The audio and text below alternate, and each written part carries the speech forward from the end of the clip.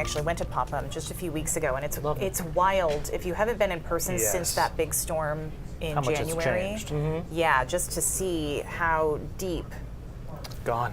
Yeah, the sand's gone. how much of that beach is gone. I have not been to, I love that beach. It's one I don't get to as much. It's kind of crazy during the summer, right? Yeah. Like Yes, it's it's a fun, very but popular it's spot. far and it's hard to get into, but I have to check it out. Yeah, we're going to have, this is not a huge coastal storm, but anytime you're beating northeast winds on shore, that will be a factor. I think for most of us, the bigger factor, heavy wet snow coming our way. So it's been interesting watching. Lucas Tube has been sitting in the yard like all winter doing nothing, and then it like goes up for a couple of days on a snow pile, and then it's back down on the grass, and so it's waiting to be buoyed again by our next storm system. Today was another beautiful day, and they're of the camp that it feels better to have a couple of days before the storm. I think, at least preparation-wise, that is true. A lot of people were out there getting rid of some of the debris from our last system. 54, we got to inland, not bad, a lot of sunshine too. This storm is actually really close. Look at this warm front through New York City. You'd say on a typical trajectory, this would be in here in the next couple of hours, but this high is pushing this stuff to the south. The low's back here, so we have to wait for this low to develop into this low. And let me just say, when you think about the fact that we were talking about this last week, this has been an extremely well-modeled storm. So if it ends up off by a few inches and everyone complains, think about the fact that it was about basically 8 days out. It was well modeled as to where it was going to be and what it was going to look like. All right, hour by hour forecast, the rest of today and tonight, quiet. Temperatures down to about freezing or so overnight tonight. Tomorrow we might start with a little sun, but quickly go over to clouds. And then from southwest to northeast, we start bringing this precipitation in.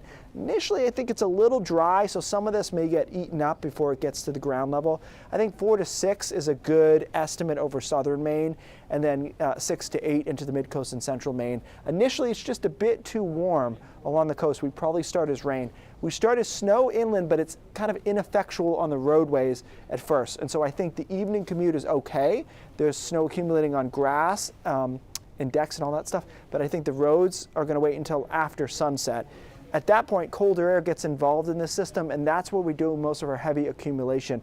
Overnight on Wednesday into early Thursday, temperatures get down to freezing, below. The mountains are certainly plenty cold enough, and that snow continues into the morning commute on Thursday, which I think is going to be fairly rough because at that point we've set down a base of snow on the roads, and yeah, you can plow them, but you're still going to accumulate more on top of it. Snowing all day inland. We will probably be flitting back and forth with sleet and rain along the coast. The models don't show that, but I don't know, east wind at 34, kind of hard to keep it all snow along the coast. So we'll keep an eye on that. Still snowing Thursday night in a lot of spots. And then we get this thing out of here on Friday. So this map hasn't really changed. I got rid of that little highlight area because you're not allowed to say uncertainty this close. So it's just changing over back and forth along the coastline, keeps totals down a bit there. You go inland though, and we've got a lot of snow quickly.